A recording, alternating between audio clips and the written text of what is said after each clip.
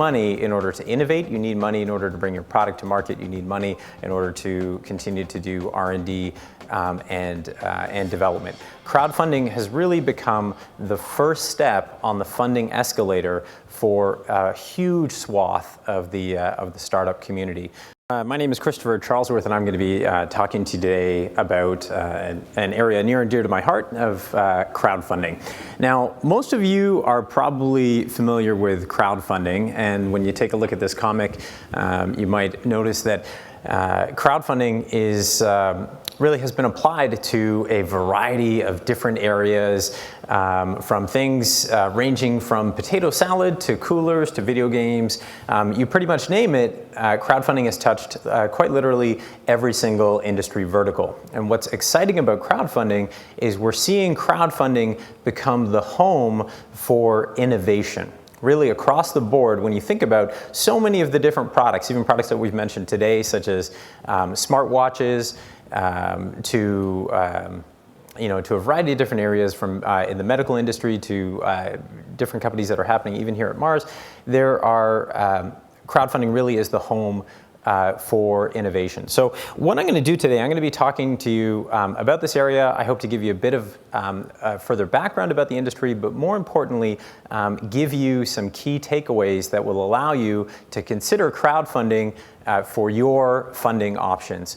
Every single company, big or small, is always concerned about how much cash they have. As you've probably heard, cash is king. You don't want to run out of money, but you need money in order to innovate. You need money in order to bring your product to market. You need money in order to continue to do R&D and development. Crowdfunding has really become the first step on the funding escalator for a huge swath of the startup community. So definitely something that you should consider. Now, so my company is called Hivewire. We've been in crowdfunding for about 4 years.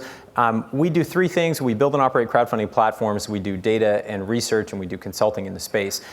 The really key part is the data and analytics. What we've seen with crowdfunding is that the industry is growing almost exponentially. It's a hugely sharp growth curve all around the world. Globally, crowdfunding, for example, in the developing world alone, the World Bank last year predicted that it is going to grow to be a $97 billion industry, which will be about 1.4 times the total amount of venture capital spent right now in the developing world. We're really seeing crowdfunding take off. Now, most of you are probably familiar with crowdfunding. You might think of crowdfunding as just sort of Kickstarter or Indiegogo. There are really sort of four core types of crowdfunding: donation-based crowdfunding, give me money, thank you; rewards-based crowdfunding, where I'm going to give you back something in exchange; and then the two really interesting areas, equity crowdfunding, which does encompass both equity, getting a claim on future cash flows through buying a share of a company, or lending, or sometimes called debt crowdfunding, where you can get give someone $1 and get funds back over time. What's interesting is that these four types of crowdfunding are becoming increasingly available both globally and even here in Canada within our different markets. Crowdfunding is very, very young. It's, of course, pretty much as young as social media. Social media is the lubricant that allows crowdfunding to happen, that allows you to share your particular projects and have the magic of crowdfunding happen when the network of your networks discovers crowdfunding. But not all of these types have been available everywhere. In fact, given that we're here in Ontario, we should mention that equity crowdfunding is only just being allowed now within this marketplace. In fact, just in a week or week and a half, we will have the starting line. All the new platforms line up at the starting line and allow equity crowdfunding to happen within Ontario. Now, equity crowdfunding, of course, there are, in Canada, securities rules are governed provincially by the provincial regulators. They don't always agree on how to go about allowing capital raising. Even though we have one country, we have many different securities regulators. So what that has meant is that we've had sort of a patchwork of different rules. Now, fortunately, the regulators are now talking to each other, both within Canada and also internationally. So we expect that these rules will soon start to harmonize, or in the process of being harmonized across Canada. Now, the important thing here, though, is that crowdfunding can really allow you to raise quite a substantial amount of money. Typically, when we see the different types of crowdfunding, from rewards-based crowdfunding and equity-based crowdfunding has a cap, and we'll have a cap in Ontario of $1.5 million as a maximum amount that you can raise through that channel. But it's important to note that rewards-based crowdfunding does not have any such cap. In fact, it was interesting when we were talking about the Pebble Watch, how the Pebble Watch came back to do a rewards-based crowdfunding campaign a second time when they were looking to release their updated device, and raised an additional $20 million doing that. So crowdfunding is important to you because it really presents a meritocratic opportunity for you to raise capital. Even if your idea is wacky or wild or different or novel, as long as there are those people that are out there in the market that believe that your product or service is creating value, then you have an opportunity to leverage crowdfunding. So what sets crowdfunding apart from traditional forms of capital raising? Now, of course, with all types of capital raising, with any kind of business, you do need to create value. What's interesting about crowdfunding is that you have an opportunity to create value in the course of your campaign. Creativity is really probably the only source of all real and lasting value. In conducting your crowdfunding campaign and reaching out to others, you can do it in a way that is interesting, that is entertaining, that is engaging, that creates value simply through the way that you are telling your story. The way that you're telling your story, or through the rewards that you're offering, or through the mission that you're trying to accomplish in the world. The key piece for you for every single crowdfunding campaign is not only being able to identify who your target market is, not only being able to communicate to them in an effective way, but making sure that you answer that core question for the person who's going to contribute to your campaign: what's in it for me? If you can answer that question in a substantial way and validate that with other people in advance of your crowdfunding campaign, then you'll know that you have something to offer. Now, every single company or business is trying to do that in the marketplace. With crowdfunding, you have an opportunity to go to market at perhaps the earliest stage, even when you may have nothing more than a good idea, and you haven't actually put that into practice. I would encourage you to do as much work as you can on your idea prior to the start of your crowdfunding campaign. But by being able to go to market very, very early on, you're able to gain market validation back for your idea, for your product, for your service. There's an opportunity through crowdfunding for people to give you feedback. They can vote with their dollars. They can vote with how they're sharing their campaign. They can vote with the dialogue that takes place on social media that you can listen in on about your crowdfunding campaign. So make sure that you're creating value in your campaign. It's very important with crowdfunding that you're creating a campaign that is doing an ask for something very specific, hopefully something that is time-bound. You want to get crowdfunding or go after crowdfunding to take you to that next step. In other words, we've done steps 1 through 9. We just need your help in order to support this next step. Now, it is a very intensive sprint while you're doing your crowdfunding campaign. The goal for you is to prepare as much as possible in advance of your crowdfunding campaign to know exactly what you're going to say, what your specific messages are, who your specific target market is, and where you're going to go out and find those people, where you're going to find those people online in order to share your particular crowdfunding campaign. Crowdfunding is also different in that it's a very public way for you to talk about what it is that you're doing. It was interesting at the CES this year, there were a large number of companies that sort of had received funding privately, had done a lot of work, and then had their big reveal. Crowdfunding is the exact opposite of that. It is showing the crowd the messiness of generating value, the messiness of creating your business or your product or your service. That messiness, that realness, that authenticity that you present is enormously powerful because it gives an opportunity for the audience to love you, to create a bond with you, to connect with you, and then to follow your story and engage with you. It's a really important thing to be as authentic as possible in crowdfunding and to represent what it is that you're doing as truthfully as possible. If there's a gap, you want to represent it, you want to communicate it. If there's a problem, you want to put that forward as well, and you want to invite the crowd to try to help you solve that problem or cross that particular gap. That's very, very different than how business is typically done. This is a way to invite participation with your efforts. So with crowdfunding, there are some very specific benefits that come with it. I was just saying earlier that crowdfunding really is the first step on the funding escalator. Because your crowdfunding campaign lives on, it means that you can go to market and ask for the minimum amount that you need for that single next step. You can take those funds in.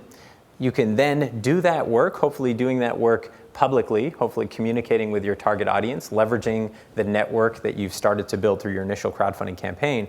And then after that first campaign, when you've delivered success, when you've delivered your product or service, you can then come back a little bit later on with that same story and say, hey, this is what we did previously with our initial campaign. This is how we actually implemented. This is how people felt about what it is that we did. And now we'd like to grow further in this way.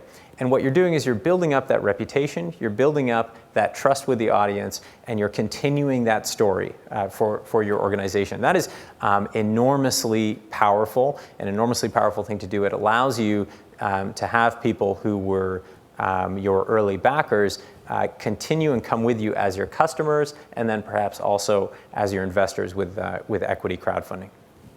The other thing is crowdfunding can be enormously quick. Typically, if you're going to be engaging with the venture capital community or with the angel investor networks, or even with any other form of traditional financing, there can be a very long time period, often 6 months to a year, before you would actually get that check from that organization. With crowdfunding, you can go to market very quickly. You can iterate your idea. You can really receive the funds in your hand or in your bank account faster than virtually any other form of crowdfunding. The other key piece is the exposure that you get and the kind of engagement that can build with your audience. We had mentioned the Oculus Rift. Probably many of you heard about how the Oculus Rift, after it had a very successful crowdfunding campaign, turned around and got sold to Facebook for $2 billion, and all of the early Kickstarter backers were very upset. They're not upset anymore because they received a new headset that Oculus is comping them. But the key piece there is it revealed how engaged people felt with that campaign. They didn't just feel like they were giving them the money in order to get that early prototype hardware. They felt that they were a part of that story. They felt that they were instrumental in enabling that crowdfunding campaign to get off the ground, enabling that new technology, bringing to market something that hadn't been there before. You want to capitalize on that engagement. You want to invite people into your campaign. You want to give them room to be project champions. You want to hopefully create really lovely referral programs as well for them to share within your network. But you really want to share the value that you're creating. Now, and I mentioned earlier that there's a limitless limitless ceiling in terms of the amount that you can raise. Now, how do you actually go about building success in your crowdfunding campaign? On the right-hand side, you can see these four main areas. Quite honestly, as you're aware, you have to start with a quality idea. If you're not sure whether or not the idea is a good one, you want to go to market with that. There are ways to do that in basic, very unsophisticated ways, talking about it online, going on Reddit, getting feedback from forums. More sophisticated ways would be putting up a prototype page on the web, placing Google AdWords, seeing what the traffic is for the two different types of ideas or the different positioning. You want to come up with a pitch that is going to be clear, memorable, and compelling, that people are able to understand very, very quickly within 3 minutes or less, under 3 minutes, but hopefully 30 seconds or less. You want to answer the what's in it for me part by offering enticing rewards that really do create value and that are related to your campaign.